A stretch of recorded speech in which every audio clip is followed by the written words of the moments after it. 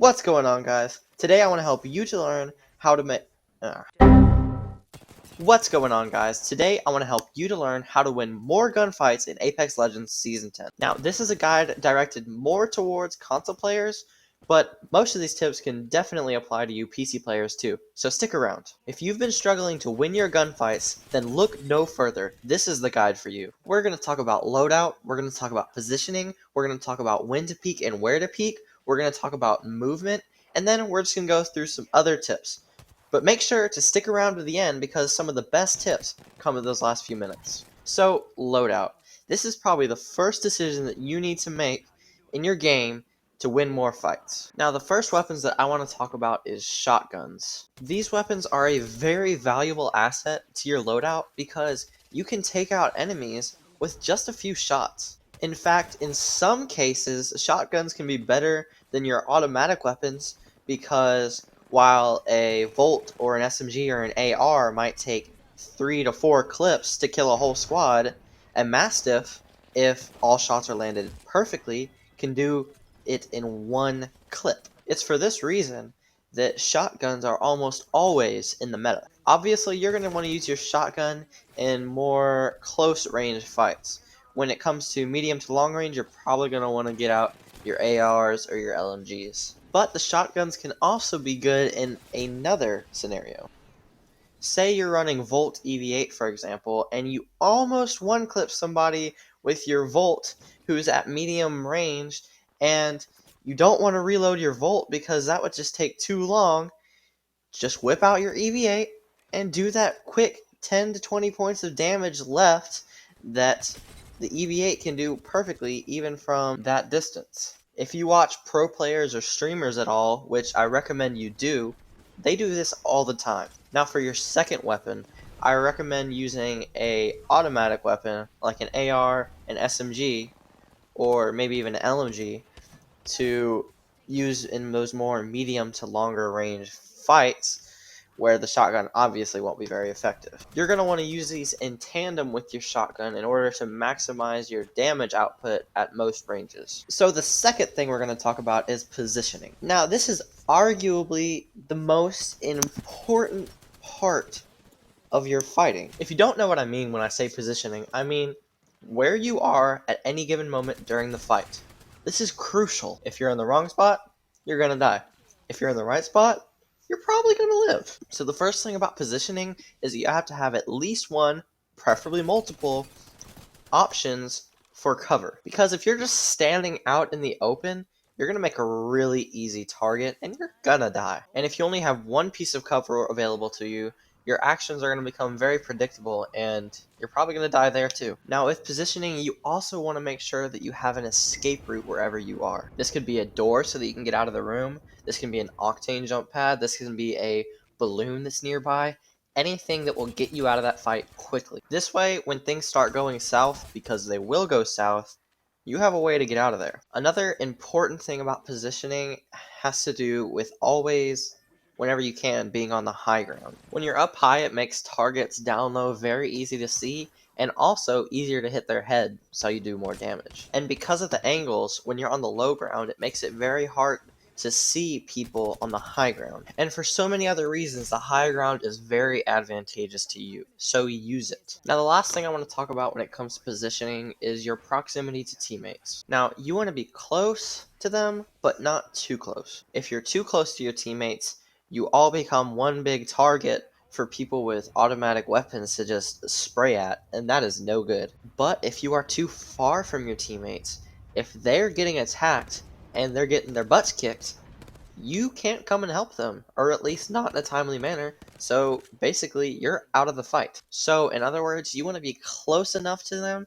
that you can help out if they're getting whooped, but you don't want to be so close that you're stepping on each other's heels all the time. Now, I just want to say that if you are enjoying this video right now, it'll help me a lot if you like, subscribe, and hit the bell icon. And it won't just help me, it'll help you too, because you're going to get weekly content on how to get better at Apex. So, now that you've done that, it's time to talk about our third topic, which is peeking. Now, peeking is any time that you come out of cover, which you already have nearby, to engage with the enemy. Now, if you peek at the right time, then you're probably going to get some kills. But if you peek at the wrong time, you're probably just going to get shredded. So I'm going to tell you when to peek. Now, I could never tell you exactly when to peek for every fight. There are more in-depth videos about that. I'm just going to give you a few tips in this video that can get you doing that better now. Now, one time when it is really good to peek people is when they are doing something else that keeps them from having their gun out. Now, this is when they are reviving, when they're running, or when they're healing. Now, if they're reviving, obviously they don't have a gun out because, they're reviving. If they're running, most of the time people put their gun away to run, but even if they don't, there's like about a half second of a time from when you stop running till when you can pull your gun out, which is enough time for you to get in a significant amount of damage. And if they're healing, obviously they don't have their gun out because they're healing. So these are great times to push because they're probably not going to be ready for you. Now you do have to be careful because there are times, especially with better players, where they will do any of these things, especially reviving, just to bait you, and then they'll stop as soon as you come around the corner and spray you to death. So the tool. So the two basic rules of peeking are to peek when they're least expecting it, which I basically just covered, and to peek where they are least expecting it. Now, this kind of ties all back into having a variety of cover because you need to be different with the way you peek. Don't just keep peeking the same spot and expecting that they're not gonna think you're there. Peek up, peek left, peek right. If you're Valkyrie, fly to a different peeking spot. You have to be different so that they never know where you're gonna peek from, so you can just get that little bit of extra damage. And now that we're done with that, the fourth thing we're going to talk about is movement. Now, the specific type of movement that I'm going to be talking about is the movement when you're actually engaged with somebody, firing at them, and this kind of movement will help you to dodge bullets, make you harder to hit, and just help you to win that fight. Now, the first kind of movement we're going to use is just climbing.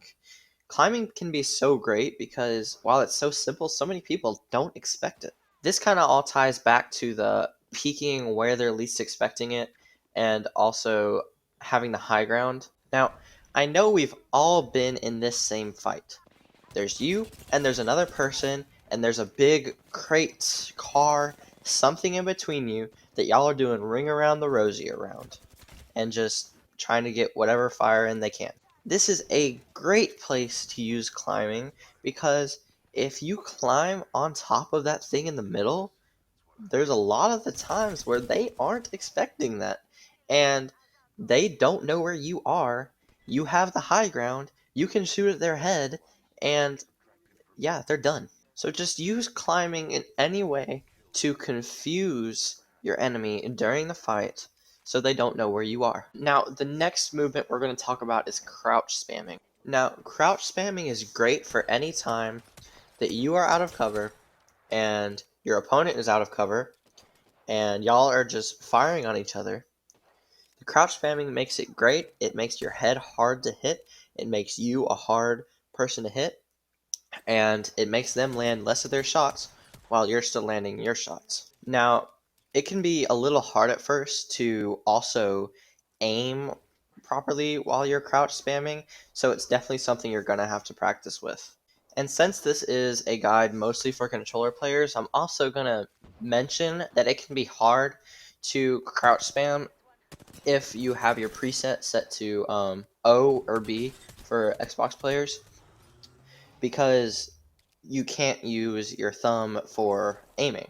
So what I'm doing, and I recommend you do, is change your button layout from what is called original to what is called button puncher. This switches your crouching button and your punching button, so it's a lot easier to aim while you crouch. I started doing this a little while ago, and I actually use it for all of my games. It's just way easier to me. And if you want to see other advanced movement techniques, I gave you a few to start off with, but if you want to see some advanced ones, there are plenty of videos on YouTube about this. Just, search up advanced movement techniques in Apex, and you'll find tons of results. Now I'm kind of just going to go into an other category, so I'll just give you a few odd tips. The first tip has to do with combat healing. This is very, very important. Combat healing in fights allows you to almost confuse your enemy because they think you're at a certain health that you just healed and now you're not at that health anymore. This can make them get overconfident and peak when they really shouldn't be, and this is a great opportunity for you to just take them out. Also, the way I see it in Apex, if you don't have health, what do you have? Death, I guess? I don't know. Just make sure you always do your shields first, and uh, pop big shields if you can. They're very beneficial, but if you can't, pop little shields. I mean, they only take about, what, 2 seconds?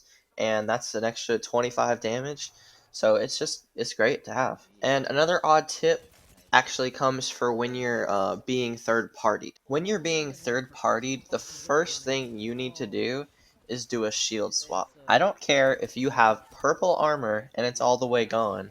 If there's a blue armor in one of those death boxes, you grab it. A fully charged blue armor is better than a no charge purple armor or red armor any day. And also another thing you need to do if you're being third partied is if you can't always do that. Sometimes the third parties happen like this, so if you can, heal. If you can't, don't. Don't get caught healing, but if you know you have a few seconds, then heal. Now, this is the most important tip of the whole video.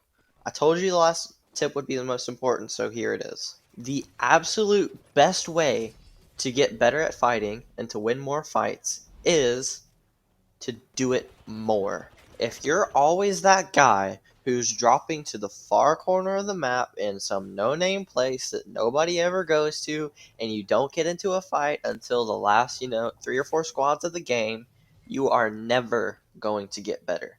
You can watch all the YouTube videos in the world, but if you never get into those fights, early fights, late fights, getting into fights, I can't stress that enough. If you don't get into fights, you will never get better. You will never improve. You might get some wins here and there, but you'll never get more kills. You'll never win more fights, obviously. You won't enjoy the game for what it is. So that's all the tips I have for you today. If you want to see a video about how to get your first win, then check out this video right here. But if not, make sure to like and subscribe, and just have a good day, y'all.